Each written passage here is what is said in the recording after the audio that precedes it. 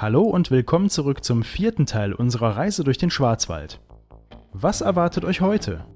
Wir entdecken heute zusammen die beiden höchsten Wasserfälle Deutschlands, zumindest außerhalb der Alpen, fahren auf den höchsten Berg Deutschlands, zumindest außerhalb der Alpen, besuchen den ersten Männerparkplatz Deutschlands und wir lernen, was ein sogenannter Edekaner ist.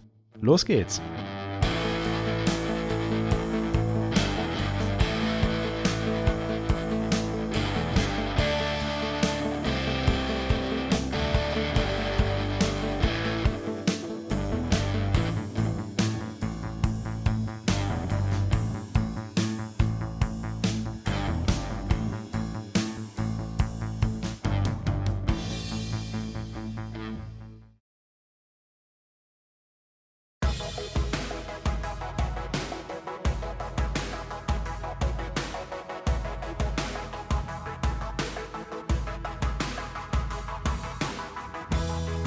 So schön es am Kaiserstuhl auch ist, mit Schwarzwald hat das Ganze ja nur wenig zu tun. Am nächsten Morgen geht es daher wieder zurück in Richtung Schwarzwald, aber der gemütliche Abend hat uns beiden definitiv gut getan.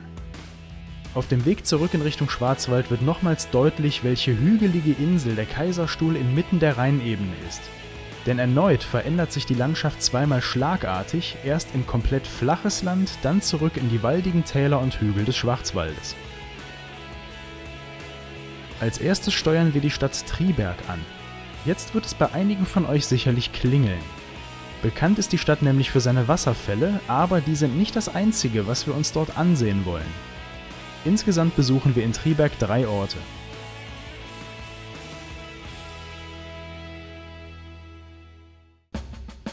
Die Triberger Wasserfälle. In mehreren Stufen und über hunderte Meter gestreckt fällt der Fluss hier insgesamt 163 Meter tief, damit sind die Triberger Wasserfälle die höchsten Wasserfälle Deutschlands außerhalb der Alpen. Der Weg entlang der Wasserfälle ist zwar steil, aber gut ausgebaut und asphaltiert. Schon gewusst?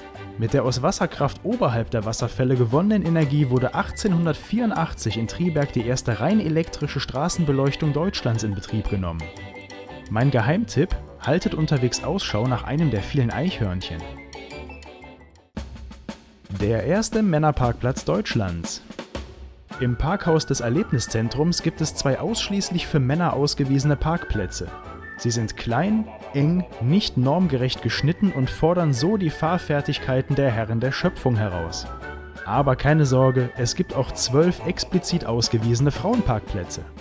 Geheimtipp: besucht auch die Statuen der Edekaner direkt neben dem Parkhaus und fühlt euch kurz wie auf den Osterinseln.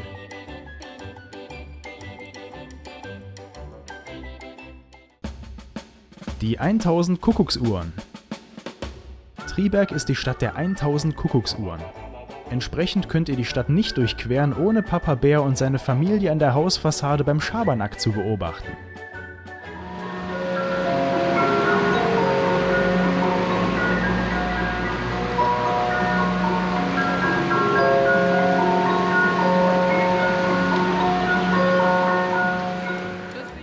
Na, auf den Kulturschock gibt's erstmal ein schönes Stück Schwarzwälder Kirschtorte. Weiter geht die wilde Fahrt in Richtung Süden. Von Triberg aus folgen wir den Kurven der B500 bis kurz hinter Furtwangen, ehe wir links abbiegen. Abseits der Hauptstraßen fahren wir durch ein malerisches Tal zur Lienachtalsperre.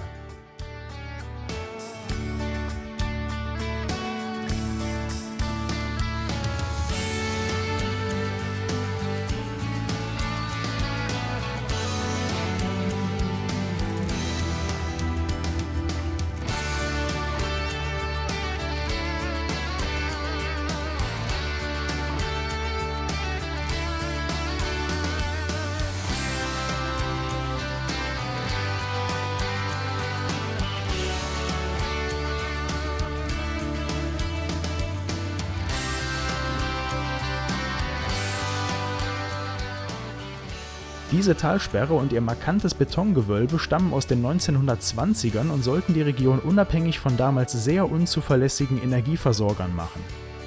Abgesehen von einer weiteren solchen Staumauer in Belgien ist das Design einzigartig in Europa. Und für uns ist es ein willkommenes Plätzchen für eine Ruhepause, denn Touristen verirren sich hier kaum hin.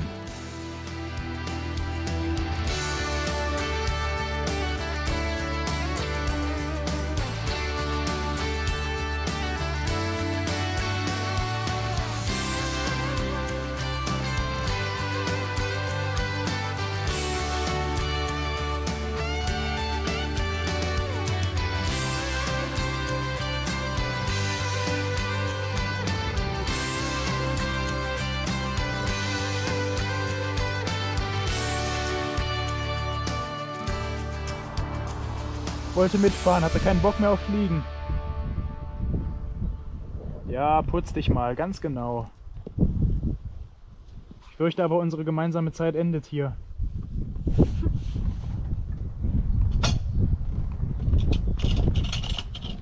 Setzen wir dich mal ins Gras.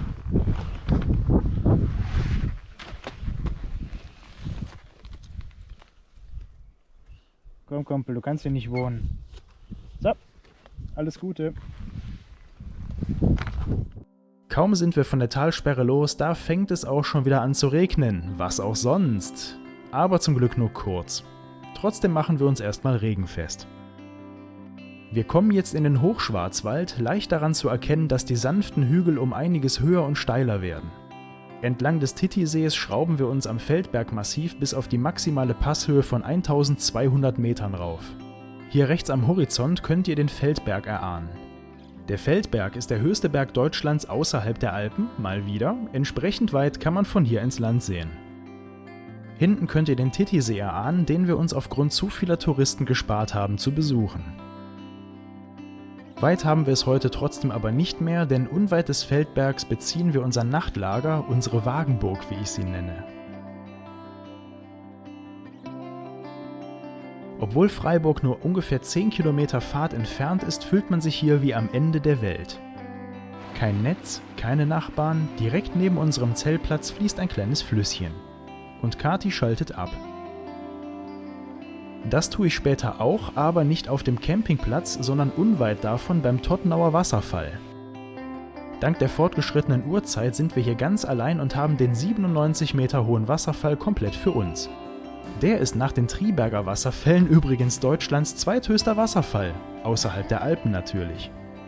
Der vom Feldberg heraufziehende Nebel läutet dann auch das Ende dieses Tages ein.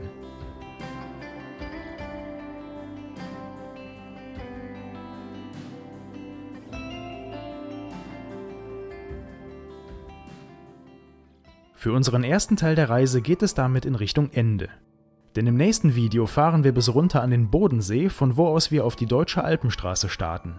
Vorher besuchen wir noch die Wutachschlucht und die Donauquelle in Donaueschingen, den Abend verbringen wir dann aber bereits in Lindau am Bodensee.